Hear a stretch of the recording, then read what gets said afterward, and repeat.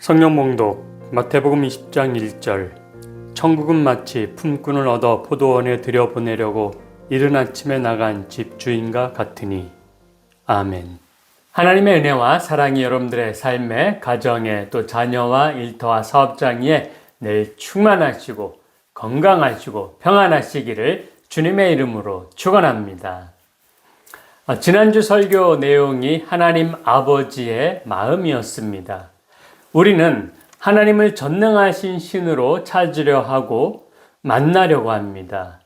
우리에게 필요한 것을 무한 공급해 주시는 전능자로서의 신을 구합니다. 그러나 하나님은 우리에게 전능하신 신이 되려고 하지 않으십니다. 제가 지난주 무엇이라고 말씀을 드렸습니까? 아버지의 마음이 이런 것이구나. 이런 것이구나. 아버지는 같이 아파하고 고통스러워하고 같이 즐거워하고 기뻐하시는 분이십니다. 이처럼 하나님은 우리에게 아버지가 되고 싶어 하시는 것입니다.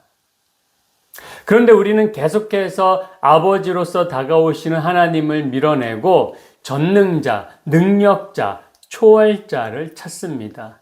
왜냐하면 그 능력자가 더 나에게 도움을 주고 이익을 가져다 준다라고 생각하기 때문입니다. 나에게 필요한 존재는 아버지가 아니고 능력자라고 무의식적으로 생각하는 것입니다. 그래서 아버지라는 단어는 능력자여야 합니다. 해결사여야 하고 채워주는 사람이어야 하는 것입니다.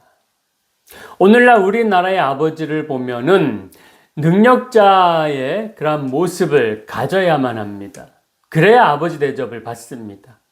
아버지가 나는 너를 사랑한단다 하면은 돌아오는 대답이 그럼 그 사랑의 크기를 돈으로 보여주세요 라고 합니다. 또한 아버지 제가 사고를 쳤어요. 실패했어요. 해결해 주세요 라고 하고 아버지께 오면은 아버지는 이렇게 말씀을 하게 됩니다. 너는 짊어져야 하는 무게는 너가 짊어질 줄 알아야 한다.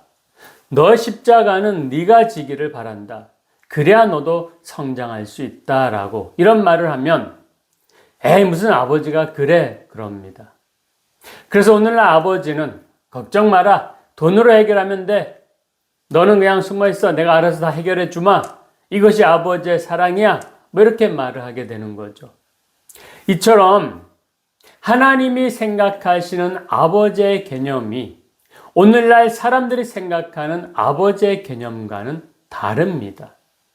아버지는 사랑의 존재가 아니라 능력을 보여주는 존재여야 합니다. 왜 그렇게 됐습니까?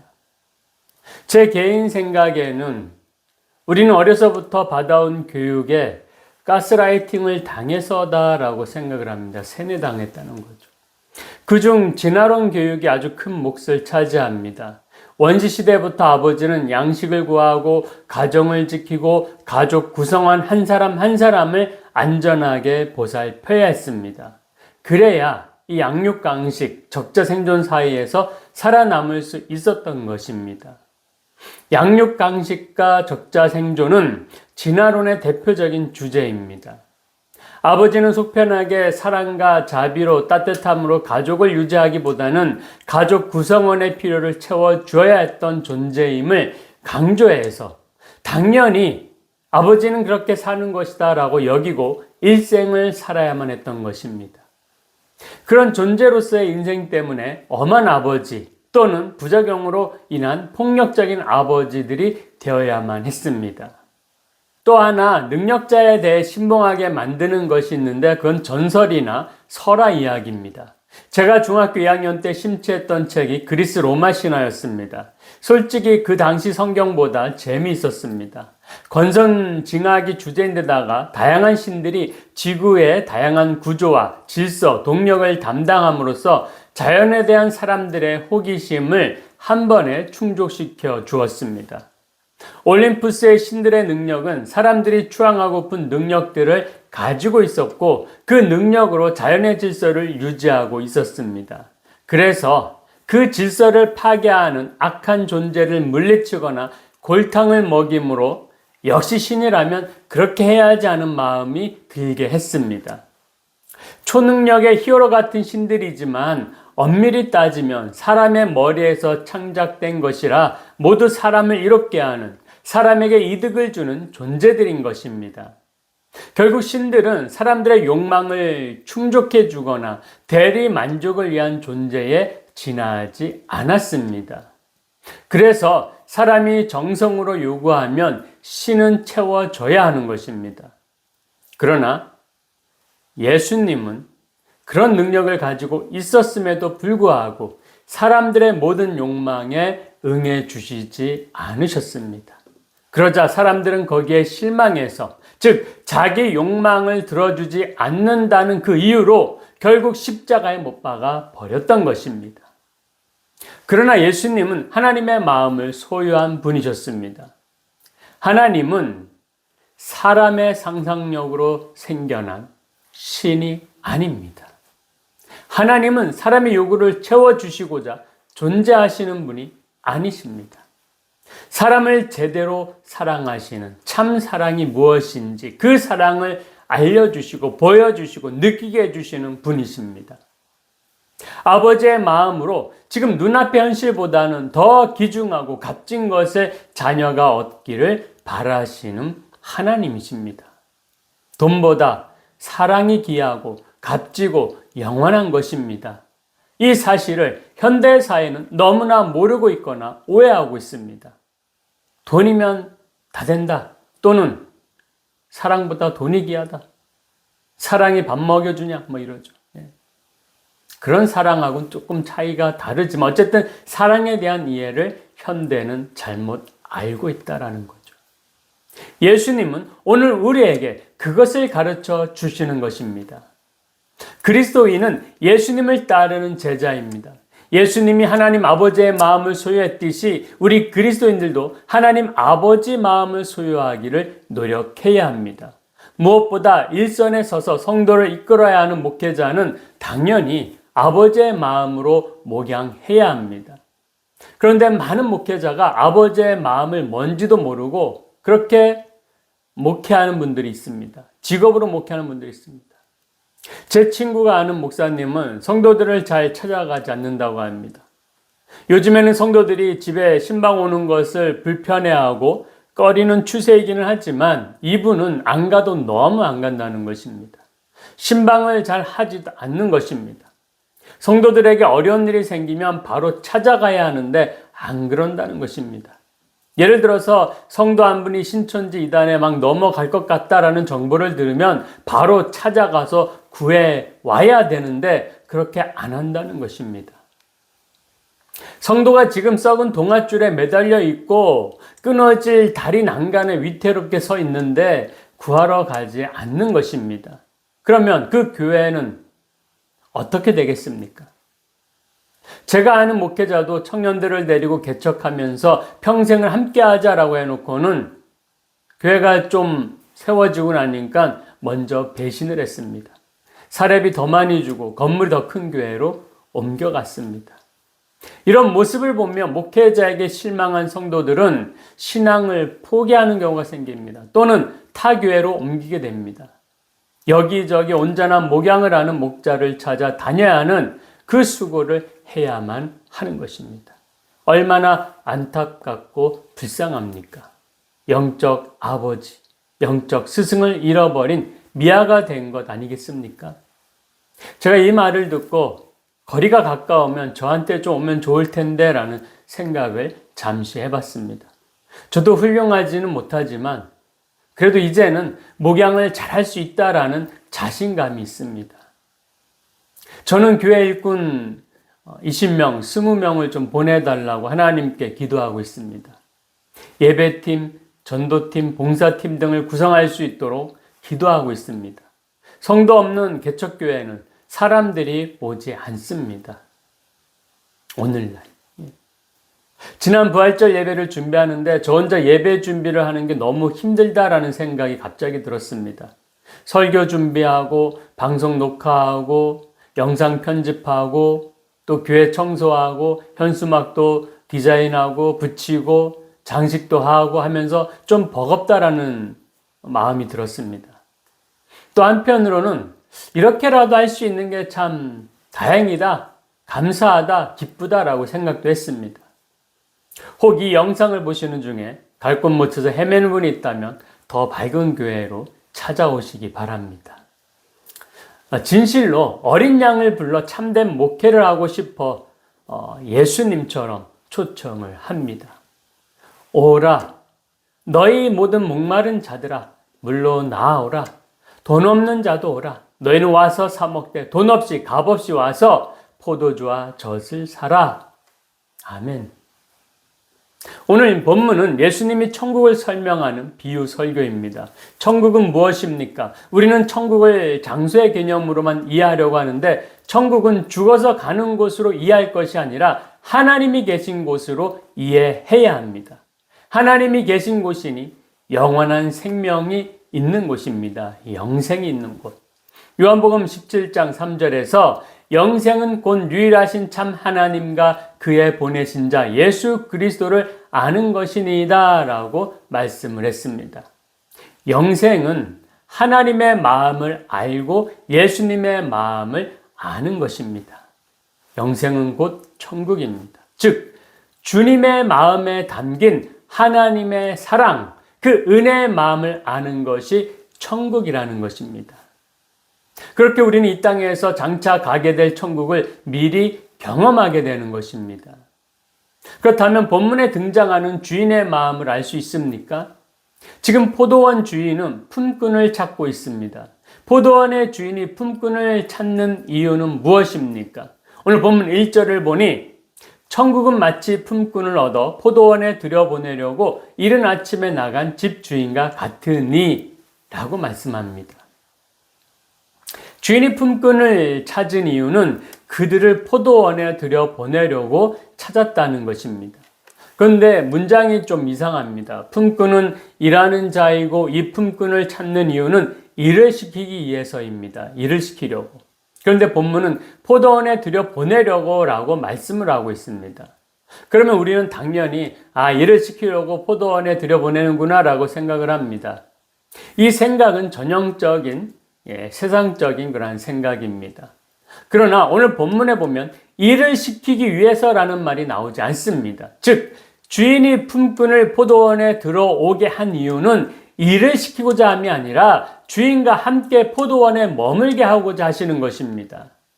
이것으로 예수님이 천국을 설명하고 계시다라는 것을 생각해 본다면 주님은 노동을 시키고자가 아닌 관계를 위해서 초대하고 있다라는 것을 알 수가 있습니다.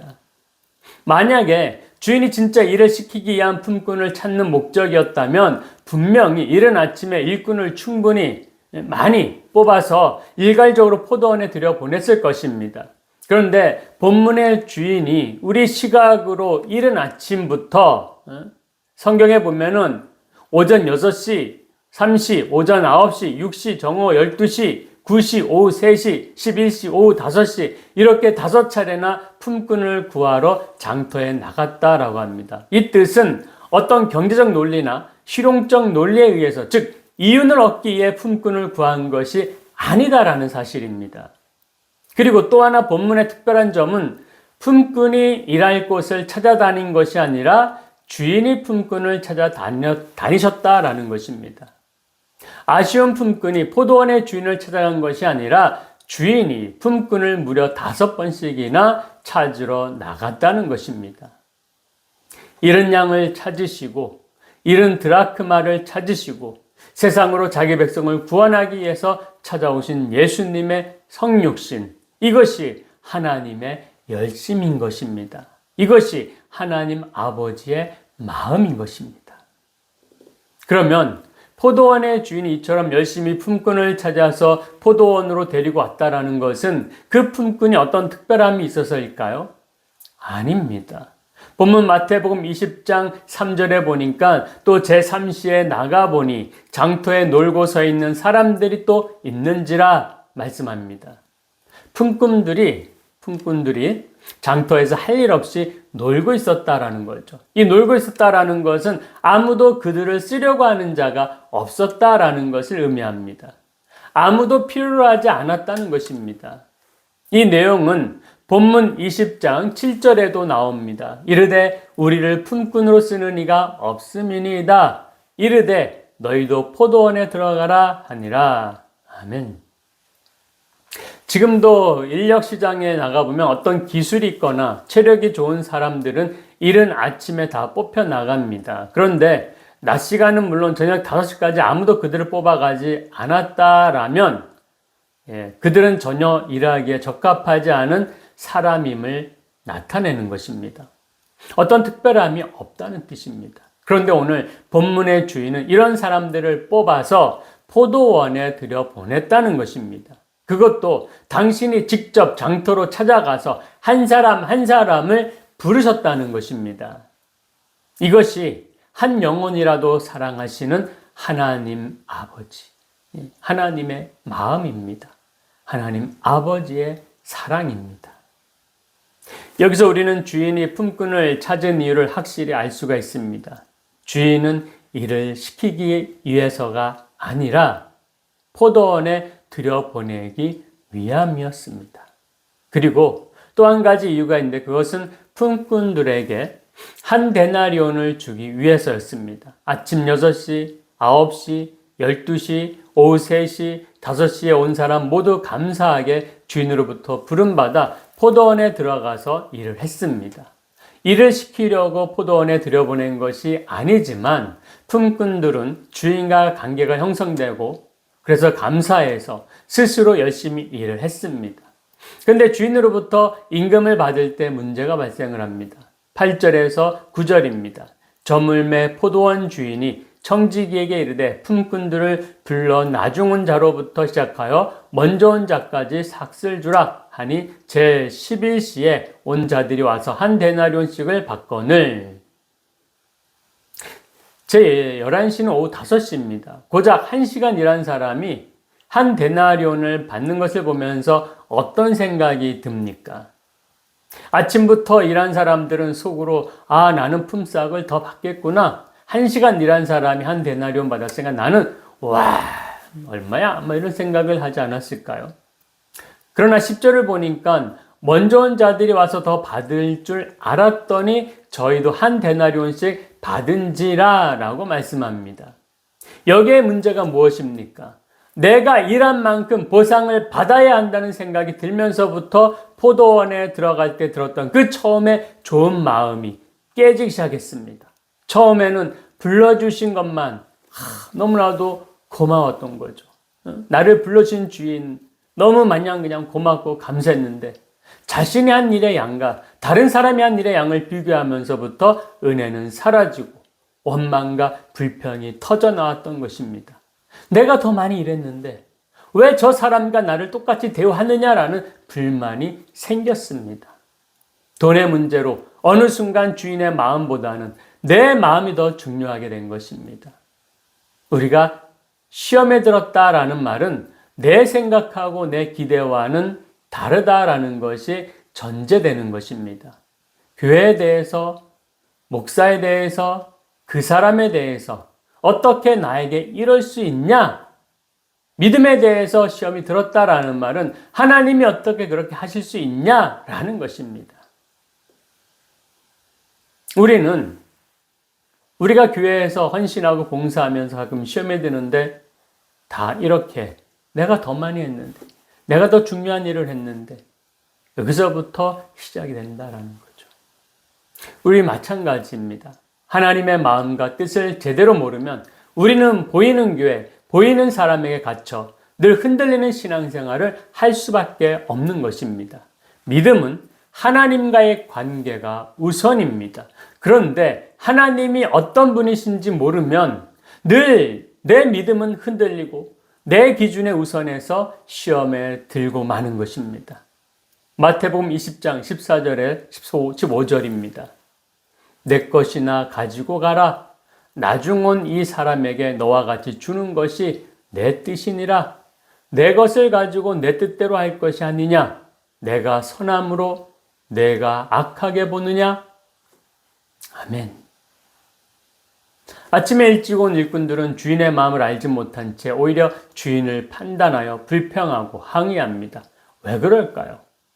처음부터 주인의 마음, 주인의 뜻을 알지 못했기 때문입니다. 주인은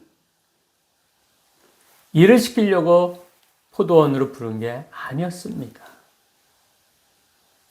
그렇기 때문에 임금을 그 양에 따라서, 수고에 따라서 다르게 줄 필요는 없는 것이죠. 그저 주인의 뜻을, 주인의 마음을 몰랐던 것입니다. 그래서 주인은 사라지고 나만 남아있기 때문에 불평하고 불만하고 항의하는 것입니다. 나의 요구를 채워달라고 조르고 채워주지 않으면 실망할 준비를 하고 있는 우리의 모습인 것입니다. 여기서 이 포도원의 의미는 천국, 하나님 나라입니다. 그리고 모든 품꾼은 바로 우리들입니다.